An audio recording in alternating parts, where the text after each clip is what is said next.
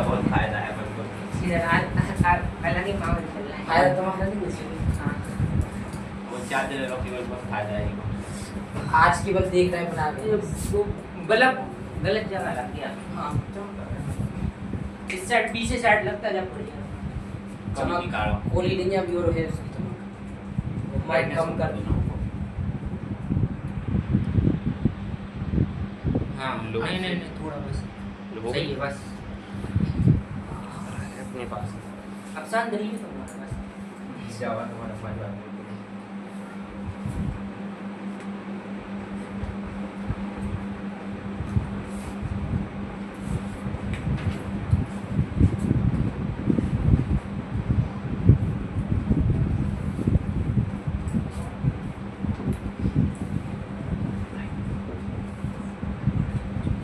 कल पढ़ाए थे थोड़ा 15 मिनट तक पढ़ा रहे ठीक है कल। फिर आज की नहीं खिला तो अड़ू को बताओ इंग्लिश में क्या कहती द्रव्य मैटर ब्रह्मांड माने यूनिवर्स। ब्रह्मांड में तुम क्या क्या देखते हो बताओ। ब्रह्मांड सभी जो आसपास अनंत सोचो हर चीज वो आंखों से देख सकते तो क्या क्या देखते हो। हैं। मेटल सूर्य दिख रहे हैं चंद्रमा दिख रहे चंद्रमा देख रहे हैं हैं और सितारे सितारे दिख रहे हैं और क्या दिख रहे हैं घर भी तो दिख रहे हैं किताबें दिख रहे हैं जो भी चीज़ है। अनंत चीज सब चीजें सब क्या है यहाँ पे मैटर मैटर यूनिवर्स की देखो जियोग्राफी में डेफिनेशन क्या बनी इसकी डेफिनेशन बनी एनर्जी प्लस मैटर इसके अलावा कुछ नहीं है यूनिवर्स में ठीक है। सोचो एनर्जी क्या है बताओ एनर्जी है या नहीं है सोचो है। क्यों है किसी भी एनर्जी हम देख रहे हैं हाँ। क्यों देख पा रहे हैं एनर्जी कक्षा 10 में लाइट के चैप्टर में तुमने पहली लाइन पढ़ी थी प्रकाश एक प्रकार की ऊर्जा ऊर्जा है। है जिसकी मदद से हम देखते हैं जो हमारी आंखों में संवेदना उत्पन्न करता है तो प्रकाश क्या है ऊर्जा है।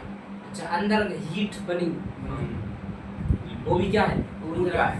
हम सोच पा रहे हैं ऊर्जा उसमें है। ऊर्जा की जरूरत है देखो अभी हम भूल रहे हैं ऊर्जा। ऊर्जा लग रही है।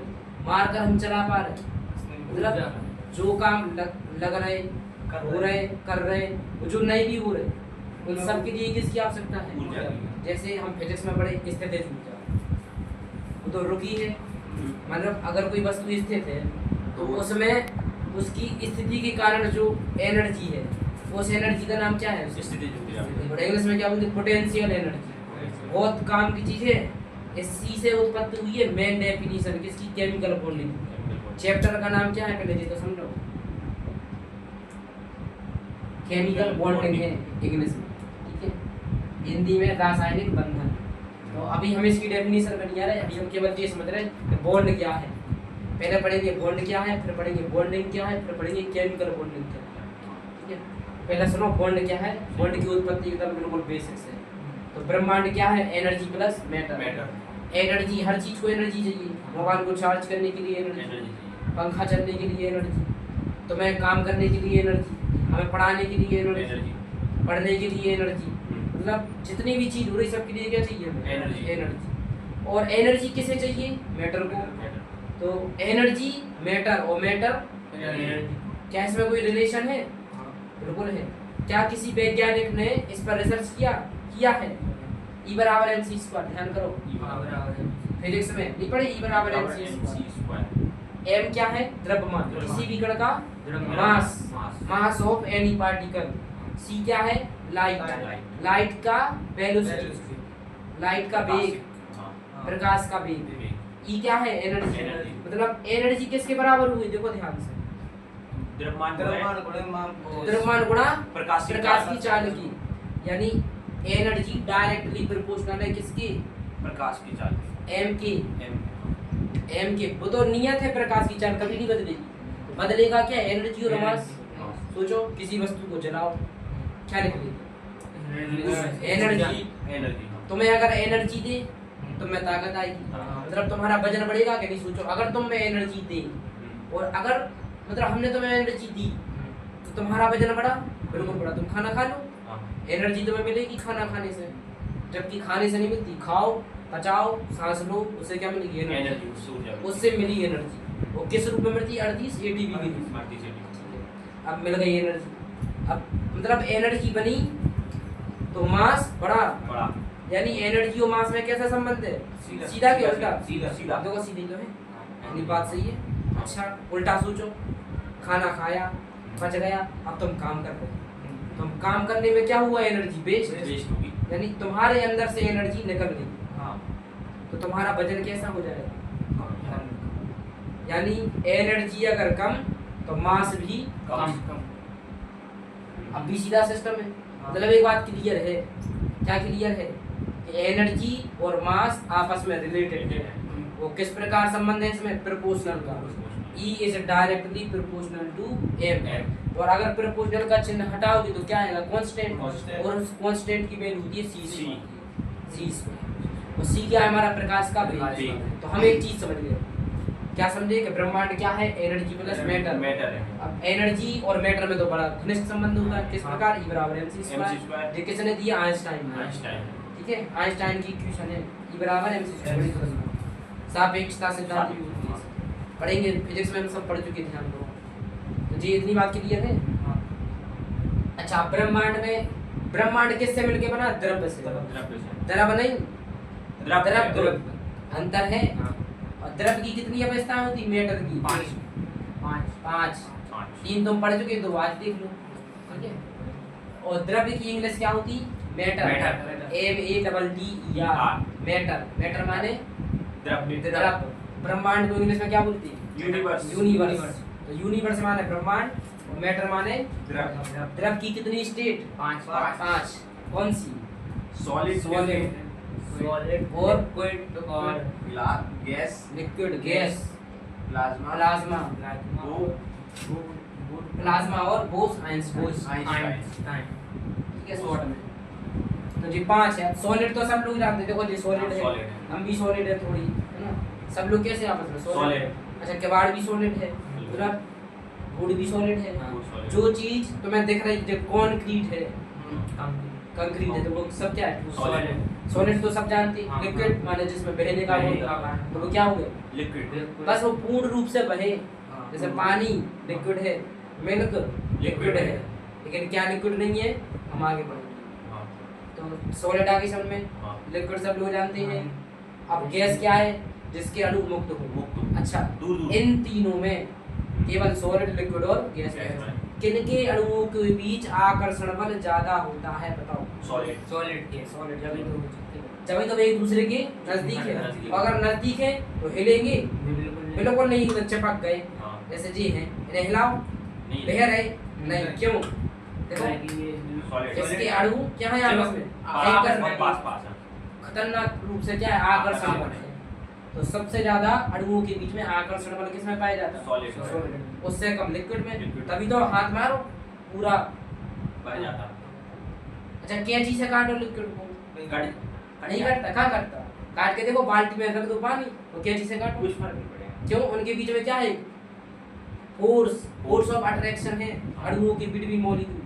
दो अणुओं के बीच में क्या है? फोर्स है, जो कि कमजोर है। देखिएगा कि कट गए, लेकिन वास्तव में नहीं कटा, क्योंकि लेकिन ये पारा तो बढ़ जाता है। क्या पारा छोड़, वो बात है, हम लिक्विड की बात कर रहे थे। ठीक है, हो सकता है वो प्लाज्मा में भी रख सकते हैं हम उसको, क्योंकि वो ठोस और लिक्विड दोनों की बीच की चीज। तो गैस तो सभी जानते हैं। गैस के अणु तो कैसे हैं आपस में? स्वतंत्र। कैसे? उदाहरण सुनो, अगरबत्ती लगा दूं सामने, मच्छर लगा दूं, वहां से यहाँ तक क्या आएगी तुम्हारे पास? खुशबू। तो कैसे आ गई? अच्छा किसी सॉलिड को जलाया जाए, लोहे को जलाया जाए, तो आएगी खुशबू? नहीं आएगी। लोहा को जलाओ, लोहा को लाल करके इतने दूर से, उतना वहां पे जला रहे हो, यहाँ पे आ जाए, गैसों से जल्दी आ जाएगी। गैस से जल्दी नहीं आएगी। अरे जल में उसके धुएं की खुशबू आ सकती, हाँ। लोहे की खुशबू नहीं आएगी। जबकि धुआं क्या है? गैस। तो वो गैस की तो आ रही खुशबू, कि लोहे की आ रही? सोचो। गैस की है। तो गैस क्या है अपने आप में? उसके अणु आपस में चिपके नहीं है, स्वतंत्र है। भयंकर कम आकर्षण बल है किसके बीच में? गैस के अणु। क्लियर है? 3 चीजें। और चौथी क्या है? प्लाज्मा। प्लाज्मा माने चांद सितारे। चांद नहीं, केवल सितारे। तारे सितारे, तारे तारे में कौन आता? सूर्य। सूर्य, एक सूर्य के बगल में है प्रोक्सिमा सेंचुरी, सबसे चमकदार तारा है। भूगोल की बात है, ये एस्ट्रोनॉमी में पढ़ो। तो बताओ प्लाज्मा में कौन आते? तारे। तारे। जो तारे हैं वे ठोस नहीं है और लिक्विड भी नहीं है, प्लाज्मा बीच में है। अरे सर मतलब उनके अंदर ऐसी क्रियाएं चलती रहती हैं उल्टी सीधी, संलयन विखंडन संलयन विखंडन। लेकिन जो सूर्य है, सूर्य के अंदर कौन सी चलती की बात? संलयन, नाभिकीय संलयन। मतलब हाइड्रोजन के दो अणु आएंगे, नाभिक आएंगे हाइड्रोजन की, आपस में जुड़े हीलियम का नाभिक बन जाएगा। ठीक है, हाइड्रोजन के आए जुड़े, इनका परमाणु कितना था? एक एक मिलकर क्या बनाएंगे? 2 प्रोटॉन। हाँ, तो एक बड़ा नाभिक बनाएंगे कि नहीं? उस बड़े नाभिक में कितने प्रोटॉन हो जाएंगे? 2। दो। और 2 प्रोटॉन किस में होते? हीलियम में। हीलियम। तो 2 हाइड्रोजन के परमाणु जब मिले तो क्या बना? एक हीलियम का नाभिक। नाभिक बन गया। और यही क्रिया क्या कहलाती? नाभिकीय संलयन। अरे सुन, तो कुछ बना है, हाँ। कुछ आकर्षण होगा तभी तो ये आए हैं, सोचो। तो प्लाज्मा स्टेट माने ऐसी चीज जिसमें लिक्विड और सॉलिड के बीच की स्टेट पाई जाए, उसी को क्या कहेंगे हम? प्लाज्मा। तो ये प्लाज्मा स्टेट कहाँ में होती? सूर्य में। सूर्य में है और तारों में है, चंद्रमा में नहीं है। चंद्रमा तो एकदम सॉलिड है। ठीक है, 10 दशा हो सकता है। बोस आइंस्टाइन क्या है? Quartz particle. Quartz particle. मतलब जब जो यूनिवर्स की कल्पना उत्पत्ति की हुई, जाए, देखा ना जाए। तो एक बिग बैंग थ्योरी है, पढ़ोगे 12वीं के बाद, भूगोल में है। ठीक है, बिग बैंग थ्योरी। जैसे पीरियोडिक टेबल में है कई सारी थ्योरी, ऐसे ही एक जियोग्राफी में होती है कौन सी थ्योरी? Big bang. पढ़ा है थोड़ी देर 5 मिनट। एक ये कण है, तो वैज्ञानिक कह रहे सबसे पहले कुछ नहीं था, एक छोटा सा कण था, भयंकर डेंस था। डेंस माने घनत्व ज्यादा था, घनत्व माने उसके अंदर बिल्कुल भी खाली जगह नहीं थी, इतना कसकर ठूस ठूस के भरा था वो, इतना ठूस ठूस के कि जैसे ही उसमें अचानक से विस्फोट हुआ, उसी से 100 अरब गैलेक्सी निकली। 100 अरब क्या निकली? गैलेक्सी। और हर गैलेक्सी में 100 अरब कितने थे? तारे। तो कुल तारे कितने हो गए? 100 अरब गुणा 100 अरब। आगे चलो, 10 की पावर 4 अरब क्या है? तारे। ठीक है, तो सबसे पहले क्या था? एक छोटा सा कण। इस कण का ही नाम क्या था? Bose Einstein states. ठीक है, इसी का नाम था गॉड पार्टिकल। फिर इसमें क्या हुआ? विस्फोट। तो विस्फोट से क्या निकली? बहुत सारी आकाशगंगा ऐसी होती है चित्र में। ठीक है, लेकिन सभी ऐसी नहीं होती, कुछ का आकार अलग अलग होता है। जिस ग्रह में आप रहते हैं, अर्थात पृथ्वी जिस आकाशगंगा में रहती है उसका आकार ऐसा है, सर्पिलाकार। ठीक है, ऐसे सर्पिलाकार होती है। अपनी मंदाकिनी माने आकाशगंगा का नाम है मंदाकिनी, दुग्ध मेखला। ये वो जो चारों तरफ ये ऐसे हाँ, वो सफेद सफेद जो नाइट में सफेद दिखती है, इसलिए इसका नाम हो गया दुग्ध मेखला।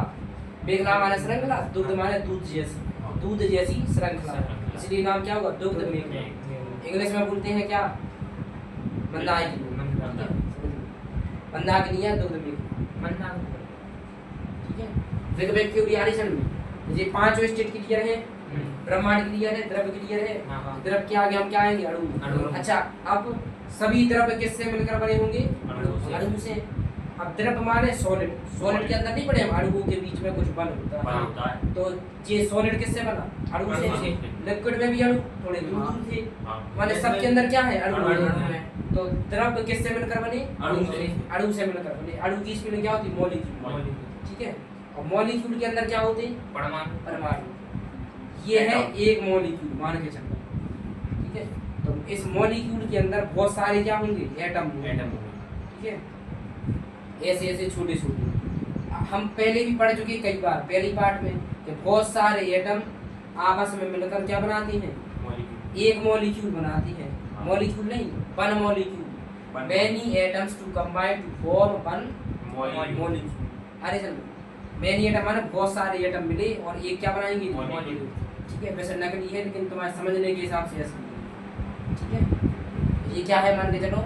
मॉलिक्यूल। एक मॉलिक्यूल है, वो ऐसे अनगिनत मॉलिक्यूल किसके अंतर्गत पाए जाते हैं? इसके अंतर्गत। और एक देखो ऐसे बहुत सारे अणु किसके अंदर है? सॉलिड। सॉलिड के अंदर क्या है? बहुत सारे अणु। अणु के अंदर क्या है? बहुत सारे। और हर एक परमाणु के अंदर क्या है? इलेक्ट्रॉन। माने एक बात क्लियर। संसार में जितनी भी चीजें हैं उन सब में सबके इलेक्ट्रॉन। अंदर क्या होगा, इलेक्ट्रॉन, इलेक्ट्रॉन, प्रोटॉन और न्यूट्रॉन। ऐसी कोई चीज नहीं है जिसके अंदर ये ना ना हो। क्यों, सोचो ना, हम परमाणु तक पहुंची तो जी किसके अंदर था, सब पहुंच गए ब्रह्मांड। ये ब्रह्मांड और जी सब चीज कैसी है आपस में, क्लियर है इतनी बात। आगे बढ़े जी, हम पढ़ाए थे कल। इसके बाद क्या पढ़ाए थे बताओ, संयोजकता। हाँ, संयोजकता देखो क्या है। संयोजकता, फिर रासायनिक आवर्त तथा आणविक। ये बेटाए भेज दीजिए, मैं बिल्कुल सेम टू सेम बताओ। इसके बाद क्या दी थी हेडिंग, संयोजकता, संयोजकता क्या है, रासायनिक बंध और संयोजकता। वैलेंसी शब्द की उत्पत्ति वैलेंटिया से हुई है। ठीक है, इसका इसका अर्थ है पावर, वैलेंटिया। कैपेसिटी। अच्छा इसे बोल के बताओ क्या लिखा है, पढ़ो। वैलेंटिया, हाँ, वैलेंटिया, वैलेंटिया बोलो। वैलेंटिया। बा नहीं, वाह वाह, वाह वाह। लिखा आएगा, ये आई है। वैलेंटिया। ठीक है, क्या लिखा है, वैलेंटिया। वैलेंटिया का अर्थ क्या होता है, पावर, पावर, कैपेसिटी। पावर या कैपेसिटी। अच्छा कैपेसिटी की मीनिंग बताओ, मैं तो मालूम CAPCITY, कैपेसिटी होती है। ठीक है, Capacity।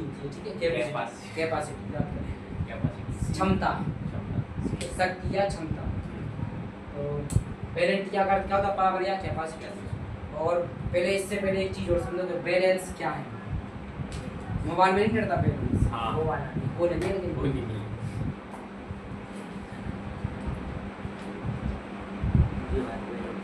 संयोजकता, बैलेंसी। बैलेंसी माने संयोजकता। संयोजकता, कोई एटम जितने इलेक्ट्रॉन त्याग करता है त्याग करता है, या जितने इलेक्ट्रॉन ग्रहण करता है, वो यूज की क्या है, बैलेंस।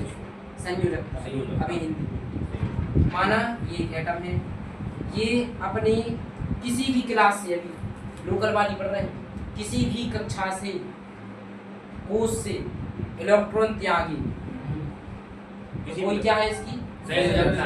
लेकिन ये गलत है। ये लास्ट धीरे धीरे पढ़ रहे हैं हम सब, ठीक है, सब गलत है जो अभी हम पढ़ रहे हैं, धीरे धीरे सही पढ़ें।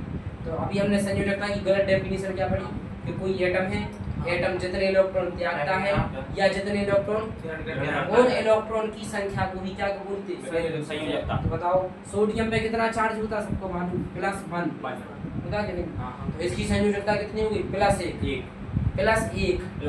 ठीक है। तो सोडियम की कितनी होगी, +1। अच्छा क्लोरीन पे क्या होता है, 1-, तो क्लोरीन की संयोजकता क्या होगी, -1। अच्छा इसमें संयोजी इलेक्ट्रॉन कितने हो गए, 17। हम आगे पढ़ेंगे, ठीक है। तो जी बैलेंसी क्लियर है, संयोजकता। संयोजकता का अर्थ क्या होगा, बैलेंस मतलब जितने इलेक्ट्रॉन त्यागे किसी परमाणु द्वारा उतने ग्रहण किए गए, उसी को बैलेंस ठीक है। तो त्यागी गए या ग्रहण की गए इलेक्ट्रॉन की संख्या को बैलेंस। अब बताओ तुम आगे का बैलेंस हो गया। रासायनिक आबंध, इन अणुओं परमाणुओं के बीच में आबंध, ये सब। रासायनिक आबंध, आणविक संरचना। संयोजकता पीछे का पूरा हो गया कवर, पुरानी धारणा। हाँ, एक एक चीज संयोजकता में रासायनिक आबंध दो परमाणु के बीच में। दो जब एटम मिलते हैं तो संयोजकता बनती है, और दो अणु मिलते हैं तो वो बनता है, द्रव बनता है। रासायनिक बंध दो परमाणु के बीच लगने वाला वह बंध है, हाँ जी का बताएं, दो परमाणु, दो अणुओं के बीच में भी लगता है बॉन्ड, ठीक है। हाँ, जरूरी नहीं है परमाणु ही हो, परमाणु और अणु में अंतर समझते हो, एटम और मॉलिक्यूल। मॉलिक्यूल माने थोड़े बड़े, एटम माने सबसे छोटे तो छोटे हैं, तो फिर बिंदु बिंदु छोटे छोटे बना लूँ, कहाँ है, ये क्या है, एटम, अच्छा बड़े बड़े बनाओ तो मॉलिक्यूल। मॉलिक्यूल के बीच में भी लगते हैं बल, उदाहरण जल के मॉलिक्यूल के बीच में है बल, हाँ। कैंची से काट रहे थे, थोड़ी देर के लिए अलग हुआ लेकिन फिर से जुड़ गए। तो इनके बीच में सब में क्या होता है, बॉन्ड जी, आपस में ऐसे भी जुड़े, ऐसे भी जुड़े, ऐसे भी जुड़े, तो सब में कैसे हैं जी, जुड़े ही हैं। जुड़े हैं। हर प्रकार से क्या है इनमें बॉन्ड। तो ये बॉन्ड क्या है, दो परमाणुओं के बीच में जो आकर्षण बल होगा, उस आकर्षण बल को ही क्या कहेंगे हम, बॉन्ड। बॉन्ड क्या है, दो परमाणुओं के बीच का आकर्षण बल, ठीक है? हाँ। या दो परमाणु कितनी शक्ति से, कितनी क्षमता से जुड़े हैं, जुड़े हैं। वो ही उसकी क्या होगी, बॉन्ड। बॉन्ड। और इस प्रक्रिया का नाम बॉन्डिंग कहलाता है, बंधन। बंधन। ये बंधे हुए हैं सबने, हाँ सो हो गया बंधन। बंधन। ठीक है, गाना भी तो है कि नहीं है गाना? बंधन बना रहा है। करण अर्जुन की। हाँ वो ये करण अर्जुन वाली बात। बंधे हुए हैं। अच्छा ऐसे ही ये भी बंधे रहते आपस में, चारों तरफ से बॉन्ड बनाए अंदाज हो। बंधन। यहाँ पर भी बॉन्ड होती, हाँ। वो हमने दिखाई नहीं है, ये और आगे की बनाए नहीं। इनके द्वारा बनी हुई बॉन्ड वो बनता मैटर बनता और हाँ, इनसे इनसे बनता है मैटर माने द्रव, द्रव्य, द्रव्य। और इनसे क्या बनता है अणु। अणु। क्योंकि बहुत सारे परमाणु मिले तो क्या बनाएगा अणु। अणु। वो बहुत सारे अणु मिले सो मैटर। ठीक है। आगे बढ़ो। तो रासायनिक बंध दो परमाणुओं के बीच लगने वाला वह बंध है। रासायनिक बंध माने समझ जाओ, जो हम कह रहे हैं उसकी पिक्चर बनाओ। रासायनिक बंध दो परमाणुओं के बीच लगने वाला वह बंध है जिसकी शक्ति के कारण बना परमाणुओं का झुंड इतना स्थायी होता है। ठीक है, अगर स्थायी नहीं होता सोचो तो क्या होता, कोई चीज बनना संभव होती? कोई चीज बना नहीं होती। आज गेट भी नहीं होता, तुम भी नहीं होती। पिघल जाता है ये। तुम्हारे अंदर खुद ही डॉक्टर प्रोटॉन न्यूट्रॉन, अगर बॉन्ड नहीं बनती तुम्हारे अंदर की तुम जिंदा होती? ना। अच्छा पानी को उबालो हाँ। वो तो गैस बन जाती। क्यों? क्योंकि उसके बॉन्ड टूट जाती। देखो माना कि पानी का है पानी पूरा का है। सिस्टम, तब इसको नीचे से जला रहे, तो जलाने से क्या होगा? इसको एनर्जी मिली। हाँ एनर्जी मिली और ये जुड़े क्यों थे? क्योंकि ने अच्छा वो चीज अभी बताएगा, आगे पढ़ाएंगे। ठीक है, अब बॉन्ड बस इतना बनने के समझो, साथ है। पानी को उबालो तो इसके बॉन्ड टूट जाएंगे। उबालने से क्या होगा? बॉन्ड टूट जाएंगे। बॉन्ड टूट गए, अणु कैसे हो जाएंगे? दूर दूर।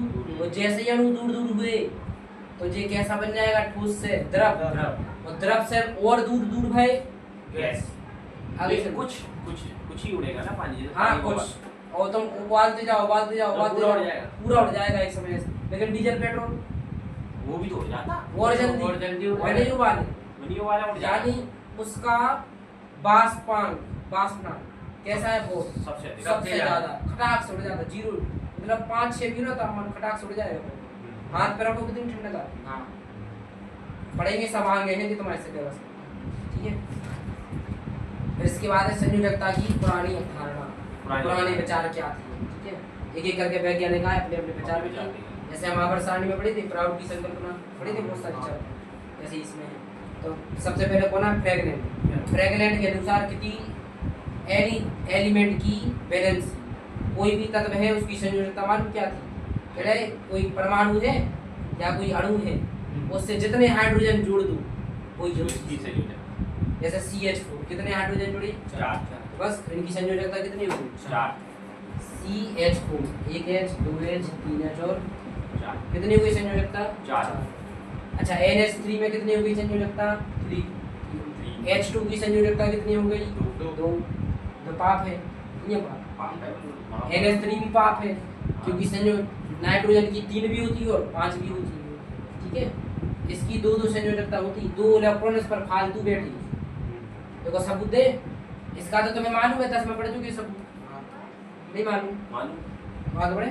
अरे इसकी देखो सबूत। अच्छा नाइट्रोजन का Z बराबर कितना होता है बताओ? 5 के साथ मेरे कुछ याद नहीं है कितना आएगा? 2 जी हो गए तो कितने बचे? 4 और 3 7 3। तो बताओ कितने की आवश्यकता है इसे नाइट्रोजन को? कुछ गलती दिखा रही? तो नाइट्रोजन का 7 चमका कितने इलेक्ट्रॉन की आवश्यकता है नाइट्रोजन को? 3 की है। लेकिन ये 2s2 बैठी पूरा। देखो दूसरा कोष संयोजी कोष कौन सा है? दूसरा कोष। तो संयोजी कोष में कितने इलेक्ट्रॉन दिखा रहे तुम्हें? 5। अरे दूसरा कोष देखो ना, L बराबर 2 L बराबर 2, तो P में 3 इलेक्ट्रॉन P के हैं और 2 इलेक्ट्रॉन S के हैं। अच्छा 10 12 विन्यास लिखो। 2,5 दिखा रहे? कक्षा 10 में नहीं लिखते थे 2 8 18 8 32? तो 2,5 तो आखिरी कक्षा में कितने इलेक्ट्रॉन दिखा रहे थे? 5। 5। यहाँ से भी देखो दूसरी कक्षा में कितने इलेक्ट्रॉन है? 3 और 2 5। अच्छा तो नाइट्रोजन को दर्शाएं कैसे? 5 इलेक्ट्रॉन बना दूं, लो 5 तेल बन गए। हाँ अब कितने हाइड्रोजन जुड़े? 3 जुड़ गए। ठीक है, अब इनकी इतनी औकात नहीं है हाइड्रोजन की कि एक यहाँ पे जुड़ जाए, एक यहाँ पे जुड़ जाए। सोचो क्यों? आवश्यकता ही नहीं है। क्योंकि ये जो इलेक्ट्रॉन है कहाँ से आ रहा है? देखो एस से आ रहा है। क्या एस से छुड़ाना इलेक्ट्रॉन आसान है? नहीं बहुत मुश्किल है। और हाइड्रोजन कैसा है बेचारा? नन्हा मुन्ना बच्चा है। एक है उसके पास के एक प्रोटॉन है, क्या खींचेगा? कह रहे हमारे पास बेटा 7 है प्रोटॉन, हाइड्रोजन कह रहे हमारे पास एक ही है। तो तुझे कह रहे सुनो तुम्हें आने हैं 3 जनों को बुला के ले आओ, तुम्हारी औकात नहीं है 5 लाख। क्यों नहीं है? तुम छोटे मोटे आओ, तुम्हारे पास 1 रुपया है, हमारे पास 7 रुपया है। 3 जन को अरे सर कितने को आओ? 3 को लगा के आओ। तो 3 को लगा के आए, लो हो गई। तो यहाँ पे नहीं आए तो 2 इलेक्ट्रॉन बैठ गए फालतू। ठीक है, इनका नामकरण करेंगे। कह रहे हमें तुम नाम ही नहीं दे रहे, अलग से बैठे सो नाम दो। इनकी भी नाम है कुछ, इनका भी नाम है। ठीक है, तो ध्यान से सुनो। नाइट्रोजन का Z बराबर 7, विन्यास क्या होगा? 1s2 2s2 2p3 गिनो 3 4 5 और 2 7 होगा। अच्छा 10 वाला विन्यास क्या होगा? 2,5। तो हमें सीधे दिखा गए कि दो आखिरी कक्षा कौन सी है? दूसरी। उसमें टोटल इलेक्ट्रॉन कितने हैं? 5। टोटल इलेक्ट्रॉन 5 है। तो दर्शाएंगे कैसे? n लिख दो और आखिरी कक्षा में कितने इलेक्ट्रॉन है? 5। तो 1 2 3 4 5 इलेक्ट्रॉन लगा दो। तो 3 इलेक्ट्रॉन जी दिखा रहे हैं, एक इस पर एक इस पर एक इस पर, 3 हाइड्रोजन जुड़ गए, 2 नहीं आ सकती। इसका कारण बहुत डिटेल में देंगे हम आगे चल के, लगभग हमें 1 हफ्ता लग जाएगा। ठीक है, जब विषय पर पढ़ाएंगे, विषय पर थ्योरी, उसी में बताएंगे इसका उत्तर की जैसा थ्योरी एकदम खतरनाक तरीके से। ठीक है, तो मैं किताब में भी नहीं मिलेगा साथ। तो ध्यान से सुनो, जी बात आ रही समझ में? तो बताओ नाइट्रोजन की संयोजकता कितनी है? 3 भी है और 5 भी है। लेकिन फ्रैंकलैंड के अनुसार क्या हो रही? 3 क्योंकि 3 हाइड्रोजन जुड़ी। तो जी तो फेल हो गए बताने में। अच्छा HCl इनकी तो एक ही है संयुक्त, मतलब क्या हाइड्रोजन की जो हाइड्रोजन एक ही जुड़ी ना, तो संयोजकता कितनी हो गई? हाइड्रोजन की एक हो गई। अच्छा और कोई तत्व सुने होते? H2SO4 इसकी संयोजकता -2 होगी, मतलब 2 हुई। तो देखो 2 ही तो जुड़े हाइड्रोजन, सत्य है। अच्छा HNO3 इसकी भी सत्य है। तो अच्छा और हमने सुनी, तुम सोचो 10 की हमने याद करो। HCHO कितने हाइड्रोजन है? 2। तो कार्बन की संयोजकता कितनी होगी? 2। लेकिन वास्तव में कितनी होती? 4। इसमें तो जो लागू नहीं हो रहे, तो फेल हो गई। तो फ्रैगनेंट इसकी आप बात की है, फ्रैगनेंट आ रही समझ? आ गए हैं हम सब। तो जो पुरानी अवधारणा आ रही समझ? पुरानी अवधारणा क्या थी? कोई केंद्रीय परमाणु है, केंद्रीय माने जो सेंटर में हो, अकेला हो, ऐसा अणु माने कोई भी अणु जिसमें उसका कोई भी परमाणु अकेला हो, कैसा हो? अकेला हो, उसे बोलते हैं सेंट्रल एटम। क्या बोलेंगे? केंद्रीय परमाणु। देखो ये केंद्र में है बिल्कुल, तो क्या बोलेंगे इसे? Central atom. इसके चारों ओर देखो एक से एटम जुड़े, तो ये कहलाएंगे साइड एटम। क्या बोलेंगे ना? साइड में है तो क्या नाम होगा? Side atom. सेंटर में है तो क्या नाम होगा? Central atom. Central atom. ठीक है, अब ध्यान से सुनो। कोई सेंट्रल एटम कितने हाइड्रोजन से जुड़ा है? 4। इन हाइड्रोजन की संख्या को ही इसकी वैलेंसी कहते हैं, संयोजकता कहते यानी अकॉर्डिंग टू फ्रैगनेंट। हैं। आगे चलो, जो गैसीय है गलत है बिल्कुल। हम आगे पढ़ेंगे। अब बात 2-3 तो यहीं पे देखते हैं, आगे और देखेंगे। इतनी बात क्लियर है? आगे बढ़े। अब इसकी बात क्या है? किसी परमाणु बचते हैं संयोजी इलेक्ट्रॉन भी होगा। ठीक है, हाँ बॉन्ड एक और नॉन बॉन्ड। उसके पहले बिंदु समझाना पड़ेगा, बिंदु वाली बॉन्डिंग। तो सुनो, संयोजी इलेक्ट्रॉन क्या है? ध्यान से सुनो। कोई परमाणु बना, बताओ सोडियम का बना है? कितना होता है सोडियम का Z बराबर? 11। तो 11 क्या होंगे? प्रोटॉन। हाँ। तो प्लस 11 रख दे रहे। तो विन्यास क्या होगा? 1s2 2s2 2p6 6 6 7 8 9 10 2p6 और 3s 1। तो कितनी क्लासें बनेगी? 3 3 बनेगी। देखो 1 2 3 पहली कक्षा में 2 इलेक्ट्रॉन, इलेक्ट्रॉन, दूसरी कक्षा में 8 इलेक्ट्रॉन, तीसरी कक्षा में एक ही है। डायरेक्ट ना 3s बना। हाँ, अब ध्यान से सुनो, लास्ट क्लास कौन सी है? तीसरी है। इस कक्षा को बोलते हैं संयोजी कोष। संयोजी कोष। किसी परमाणु में जो कक्षा अंतिम की है, माने जो सबसे n का मान जिसमें सबसे बड़ा है, n का सबसे बड़ा मान क्या है बताओ? सोडियम 3। माने मुख्य क्वांटम संख्या का मान अगर सबसे बड़ा है तो वो सबसे बड़ा मान क्या कहलाएगा? उसका संयोजी कोष। या एक और डेफिनेशन बना सकते हैं कि किसी परमाणु में उसकी अंतिम कक्षा को संयोजी कोष। अच्छा, अब संयोजी इलेक्ट्रॉन क्या है? तो संयोजी कोष में उपस्थित कुल इलेक्ट्रॉन की संख्या संयोजी इलेक्ट्रॉन कहलाती है। नहीं है संख्या। तो बताओ इसमें संयोजी इलेक्ट्रॉन कितने हैं? सोडियम में एक ही है, क्योंकि 3 आखिरी कक्षा कौन सी है? 3। उसमें इलेक्ट्रॉन कितने हैं? एक है। तो संयोजी कोष क्या होगा? 3। उसमें इलेक्ट्रॉन की संख्या कितनी है? एक। तो ये क्या होगा? संयोजी इलेक्ट्रॉन। इलेक्ट्रॉन। और ये क्या होगा? संयोजी कोष। बस ये तो मैं क्लियर है। आगे बढ़े, और भी उदाहरण है इसमें। संयोजी इलेक्ट्रॉन किसी परमाणु में उपस्थित वे कोष जिनके इलेक्ट्रॉन बंध निर्माण में भाग लेते हैं संयोजी कोष कहलाते हैं। अच्छा, बंध निर्माण में भाग कौन लेगा बताओ? अंत में क्लास में लेगा। हाँ, सोचो क्या अंदर की लेंगे? अंतिम बाहरी से तो बनेगी वो। बिल्कुल। तो एक डेफिनेशन और बन गई। कैसी बन गई? कोई परमाणु किसी दूसरे परमाणु से जो बॉन्ड बनाएगा, तो बॉन्ड बनाने में जो भी क्लास पार्टिसिपेट करेगी उसी को संयोजी कोष। वही क्या हो जाएगी? संयोजी कोष। और जितने इलेक्ट्रॉन पार्टिसिपेट करेंगे संयोजी कोष। ठीक है। अब जो कुछ बॉन्ड बना भी सकते, कुछ नहीं बनाएंगे, तो जो बॉन्ड बना ले वो होंगे बंद। बंदी। ठीक है, बॉन्डिंग इलेक्ट्रॉन। अब 2 टॉपिक और है, सुन लो ध्यान से। अच्छा, NH3 की संरचना बनाई थी अभी हमने। कैसी बनी थी? 2 इलेक्ट्रॉन ऊपर थी, जितने बॉन्ड नहीं बनाई थी, और 3 कहाँ थे? नीचे ऐसे। तो इनसे क्या लड़के थे? 3 हाइड्रोजन। इनसे कुछ नहीं था ऊपर वाले, ये बेचारे खाली लोन पेयर बैठे थे। तो इन्हें क्या बोलेंगे?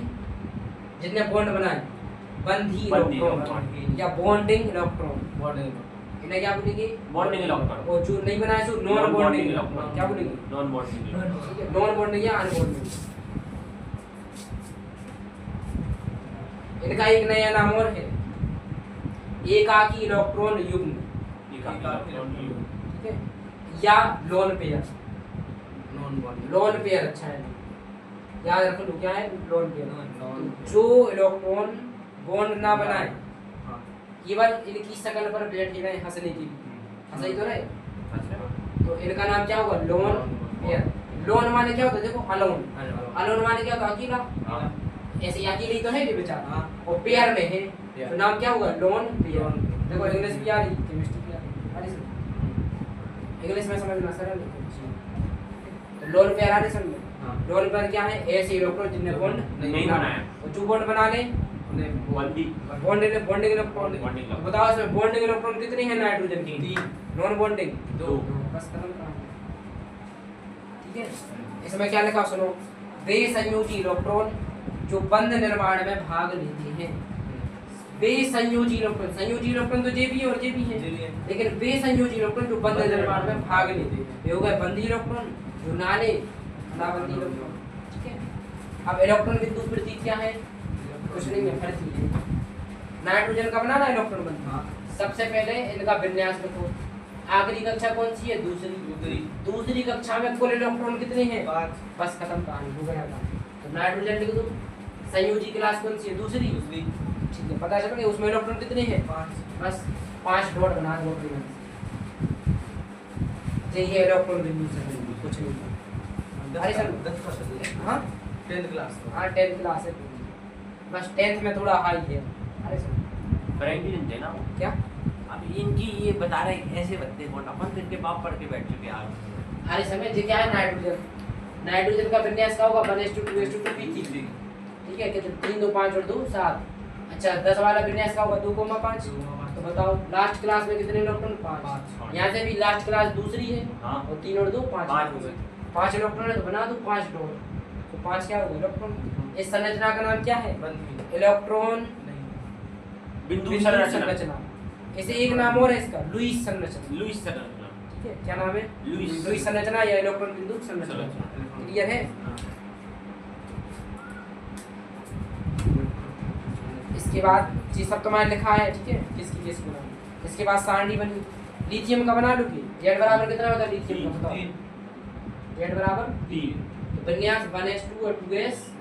लास्ट क्लास कौन सी है? दूसरी। तो लिथियम बना दूं और एक डॉट बना दूं, बस लिथियम की इलेक्ट्रॉन डॉट संरचना आ गई।